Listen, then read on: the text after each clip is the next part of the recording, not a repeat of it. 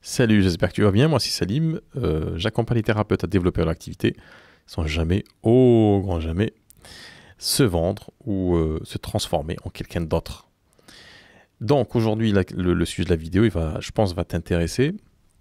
C'est une discussion que j'ai eue avec une thérapeute dans le cadre du programme Impact Illimité. Un programme qui a vocation à accompagner les thérapeutes à se développer leur activité, une activité qui leur ressemble.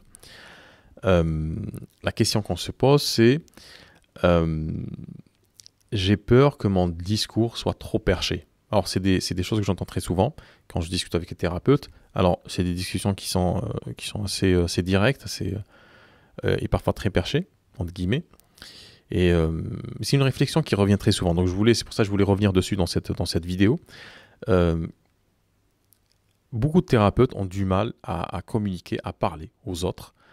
Non pas qu'ils aient rien à dire, mais qu'en fait, ils se brident, ils se, ils s'autocensurent quelque part parce qu'ils se projettent comme ça sur Internet. Ils se disent, OK, il y a tout le monde qui m'écoute. Alors, c'est une croyance aussi de se dire, si je me mets sur le net, c'est que toute l'humanité qui est sur le net va m'écouter au moment où je poste ma vidéo.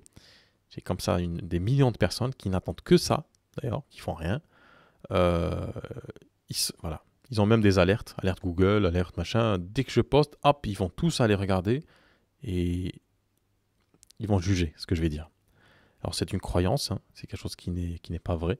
Les premières vidéos que tu vas faire, les premiers contenus, etc., il y aura peut-être que deux trois personnes, ta grand-mère, ton conjoint, ta conjointe, le chat et puis la plante grasse que tu as chez toi, hein, malgré elle, comme celle-là.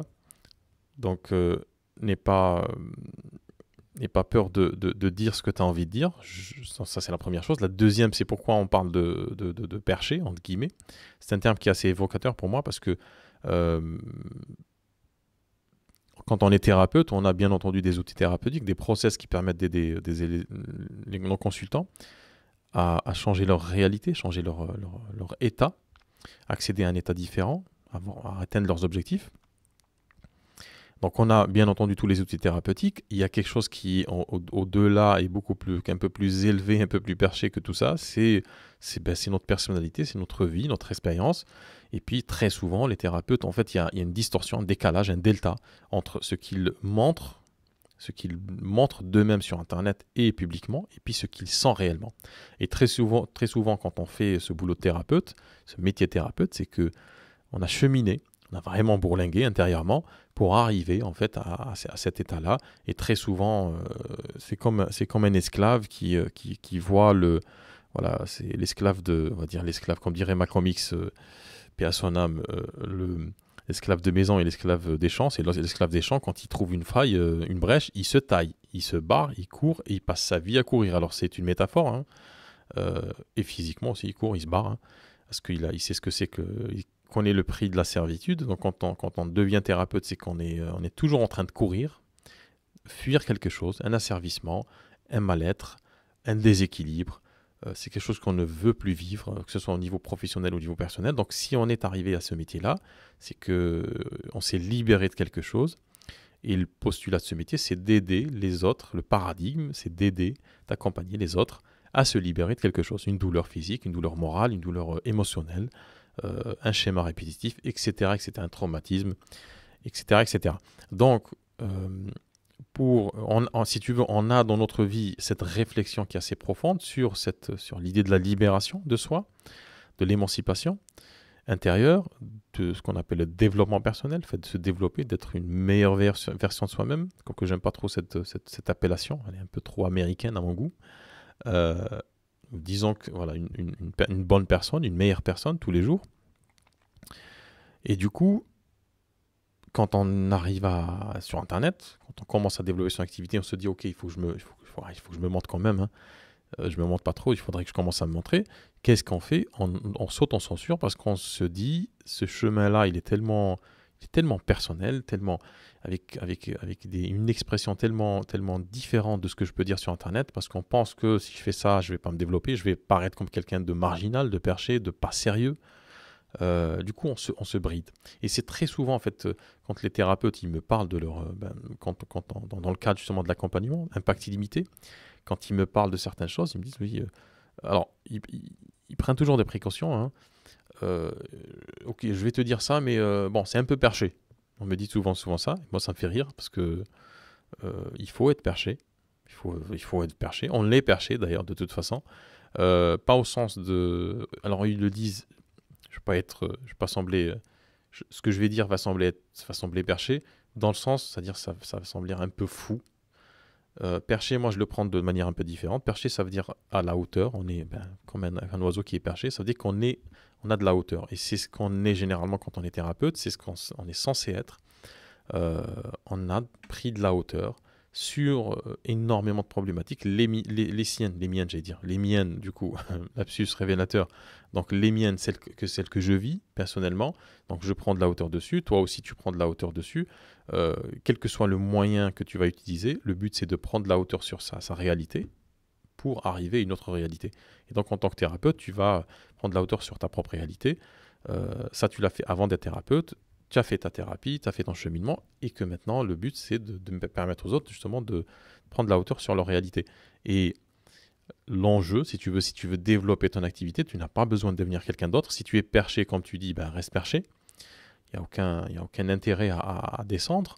Euh, Parce que les gens qui viennent te voir, ben, de toute façon, tu entends très souvent des gens qui te disent je me sens un peu fou, je me sens un peu folle de dire ça. Des fois, j'ai l'impression d'être un peu zinzin. Des fois, j'ai l'impression que personne ne comprend parce que si je le dis, il n'y a personne on va rigoler ou on va.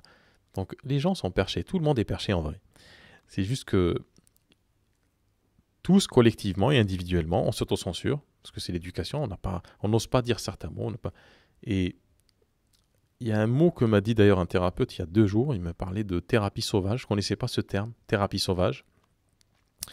Je lui ai raconté une histoire en fait d'une rencontre avec une personne. C'est un type, qui, voilà, qui semblait avoir des soucis, complètement inconnu dans un contexte en dehors complètement du travail, hein, entre guillemets. Et donc en discutant avec cette personne-là, euh, il me donne une phrase, un mot, je m'accroche sur ce mot. Moi, je dis 2, 3 mots perchés entre guillemets, c'est-à-dire sans filtre. Cette personne continue à parler et puis en quasiment 30 secondes, on est venu à parler d'un truc presque personnel. Et donc le thérapeute me dit oui, ça s'appelle la thérapie sauvage. Donc apparemment je fais de la thérapie sauvage sans le savoir. Et du coup, qu'est-ce qui permet de créer ce lien avec les gens extrêmement rapidement? C'est le fait, non pas d'être perché, parce qu'on l'est tous, c'est le fait d'exprimer les choses avec hauteur et d'exprimer les choses justement et sans connotation. Dire simplement les mots qu'on doit dire. Donc si aujourd'hui tu as envie de développer ton activité, le fait que tu sois dans ta croyance perché, ça veut dire que tu vas utiliser des mots perchés aussi. C'est pas ça qui va faire que tu ne vas pas développer ton activité. C'est pas du tout ça qui va faire qu'on va pas te prendre au sérieux. En face, t'as pas un jury, t'as pas des personnes qui sont là pour juger de ta capacité ou de ta faculté à parler sérieusement aux gens. C'est pas tes parents qui sont en face. T'as pas 4 ans et c'est pas ta mère en face. C'est des gens qui ont peut-être besoin d'être accompagnés, qui se sentent un peu délaissés, se sentent un peu en bas, et toi perché, donc à toi de me dire d'ailleurs en commentaire sur quoi tu es perché, euh, c'est à toi de les regarder de ta posture et de tendre la main et de les aider à monter un petit peu, à les pousser vers le haut. Donc si aujourd'hui tu penses que tu as un langage qui est perché, ça veut dire pour moi que tu es dans la bonne direction et qu'il faut juste t'exprimer tel que tu es. Et c'est en étant complètement aligné avec toi-même que tu vas arriver simplement à toucher les personnes avec lesquelles tu as envie de travailler, avec les personnes avec lesquelles tu vas être le plus ou la plus efficace, le plus crédible aussi. Donc si tu es perché, ben, tant mieux, combien que te fasse, hein, je suis content pour toi, mais sois perché aussi dans ta communication. Simplement, n'essaie pas d'être quelqu'un d'autre. Comme dirait Oscar Wilde, n'essaie pas de devenir quelqu'un d'autre, tous les autres sont pris. Donc, la messe est dite.